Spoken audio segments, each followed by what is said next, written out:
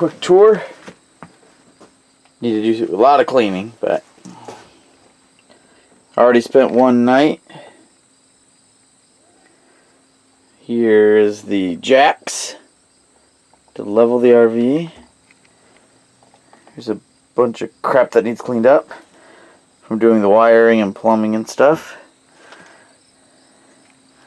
Still need to cut vents in here to get airflow around the inverter and buy a bigger mattress.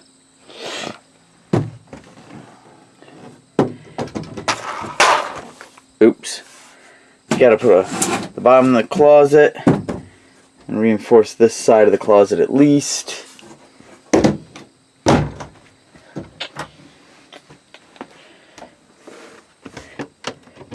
Probably turn this whole area into my pantry.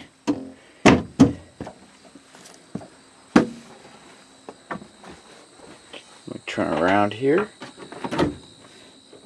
Refrigerator, and it's running. He's cleaned. But this isn't the original refrigerator, so I'll probably pull this out and find a refrigerator that fits better and gives me... Now I can't get it open. But anyway, more than this little tiny freezer. That's not adequate. Got my stove, my sink. These are the boards for building the skirt.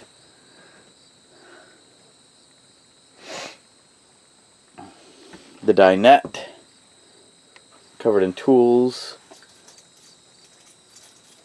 That's some cleaning that needs to be done there. Tools and some food. Styrofoam for doing all the insulation. Probably got more than I need. Had to find a place to temporarily store that. This box of tools. These two totes here are full of food. And this is the front door that I shouldn't have opened because it's broken. I need to replace this door. Need to replace the other door.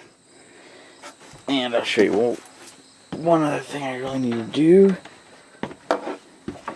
Since I'll probably be working at night soon, I need to put in curtains in there and replace this old worn out curtain with a nice blackout curtain. And then curtains over the door. And then it's pretty much done. Oh, hold on. Sorry if I'm making you dizzy. Where these two food totes are, I'm going to take out that window, put a wood stove in, run the exhaust out the window. And then, since I have no counter space to speak of, I'm going to put my own custom countertop in here. That'll be a desk, countertop, workbench, and put a toolbox in there. I'll do hand tool woodworking here. Nothing like running a drill press or a bench grinder that's going to get dust all over the kitchen that's right beside it.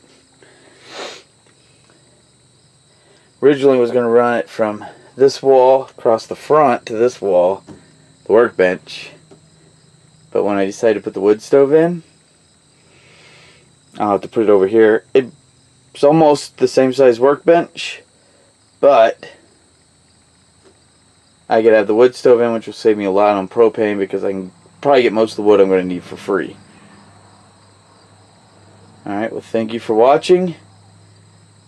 Oh, and I am officially moved in. Even though I still got all this other stuff to do, I can live with it and deal with it as I move in, get everything finished. Alright, well, thank you for watching. Have a great day. And well, it looks like the batteries are finally all topped off. Looks full to me. The outside's plugged in. Let's turn this on and see if we can hear any sparks. Hopefully we don't. Alright, the inverter didn't fault out.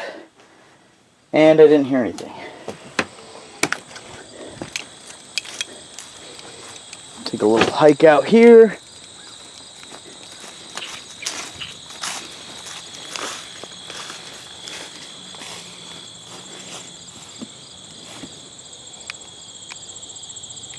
Everything looks okay out here. Eventually I'll probably wire into that, maybe make a transfer switch or something. But this gets it done right now. And then I do have to clean up all these wires. But right now we got power. Let's see if anything turns on.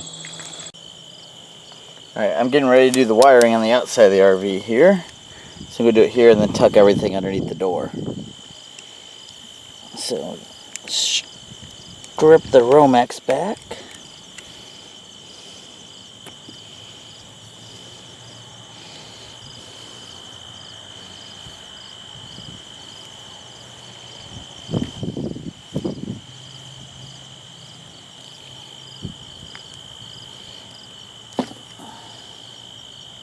Hopefully without cutting myself. Just screwed up and nicked the center conductor, so I gotta cut that off and start over again.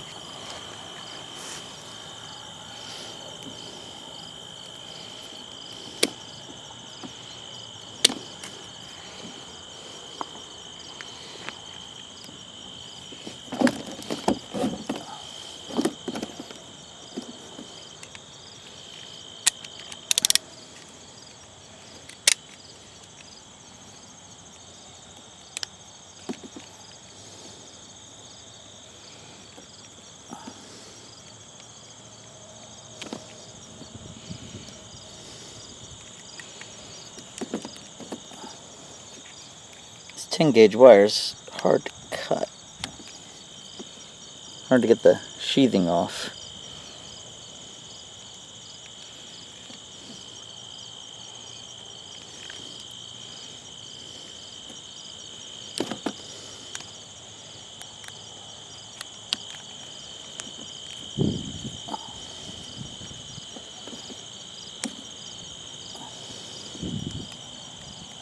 This is the first time I've ever messed with a 10 gauge. Everything else I've done has been 12 gauge.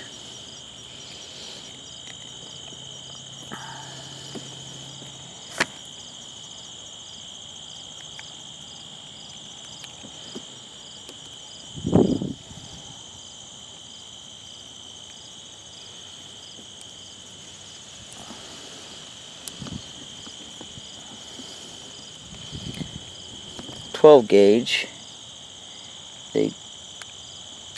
the sheathing doesn't wrap around every individual wire like it does on this stuff.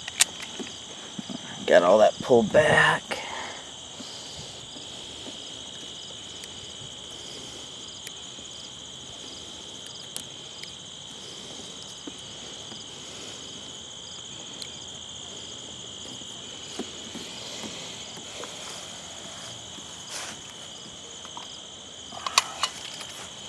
Now it's important when you're doing this to run the wires through the box first.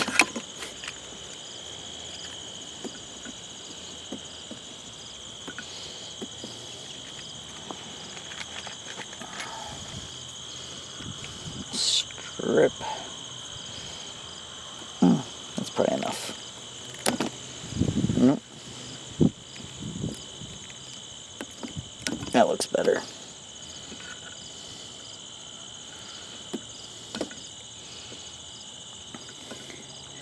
This is actually where a good pair of lineman pliers come in handy, because the thickness of their jaws is how far you're supposed to strip the wires. So it does that gauging for you. But I don't have a pair of good lineman pliers handy, and I want to get the job done. So we'll use these.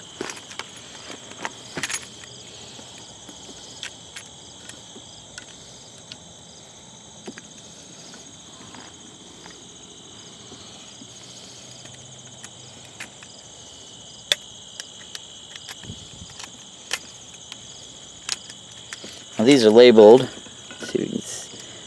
I don't know how well you can see that, but they're labeled with what color goes where.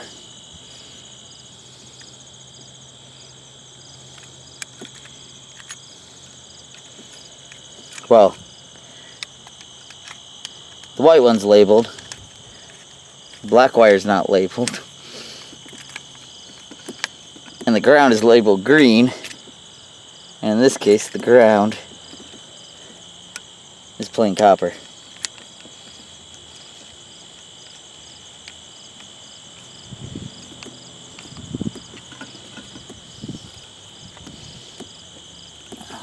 This last one poked down in there.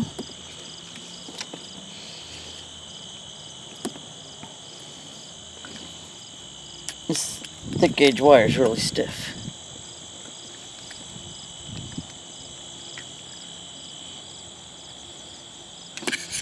Alright. Now just tuck this in together. I'll leave it hanging out like this. Leave it hanging out like this. Do the inside and then come back and make sure that's working before I put it all away. Alright, here are the circuit breakers. Let's flip these puppies on and see what happens. That is the appliance circuit. That's the air conditioner. Oh, that's the main. That's the air conditioner. That's the appliances. Oh, I heard the microwave beep.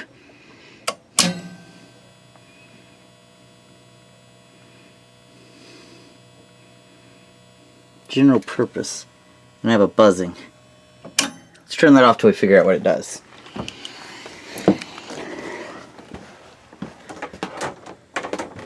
Alright, the microwave is on. And the refrigerator light is on. Refrigerator relay kicked in.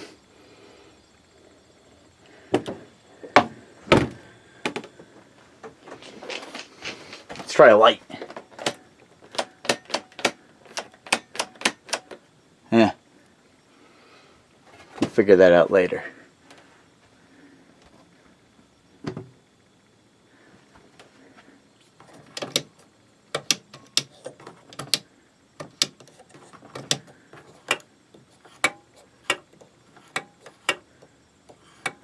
Alright, the air conditioner isn't working.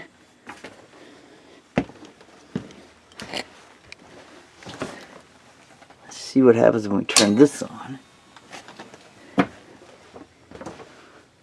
Nope, still no air conditioning.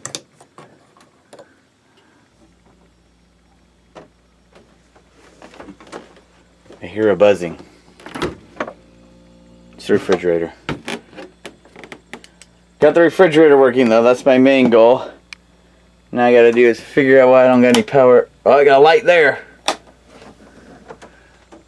That light bulb must be blown.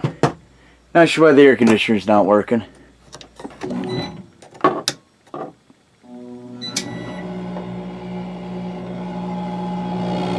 Got the air conditioner working. I switched the wire backwards.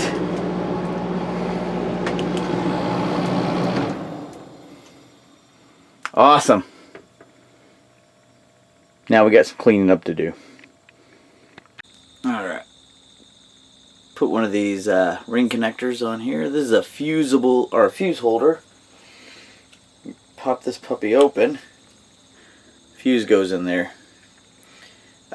Because the pump isn't hooked into the rest of the electrical system for the RV, I'm wiring the circuit myself. Gotta have a fuse in there. And make sure you put the fuse on the hot side.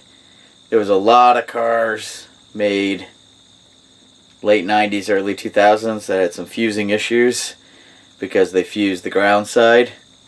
Fuse would pop, it would ground through the vehicle body and catch on fire. You don't want to do that.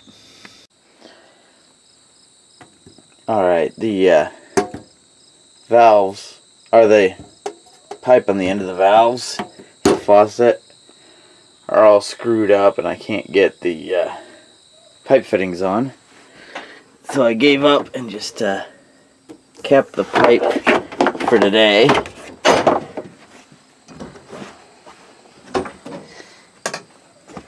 But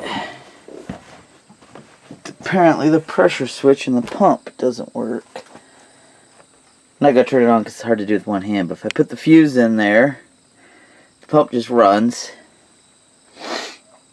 But I do have water coming out of this faucet and water coming out of the bathtub.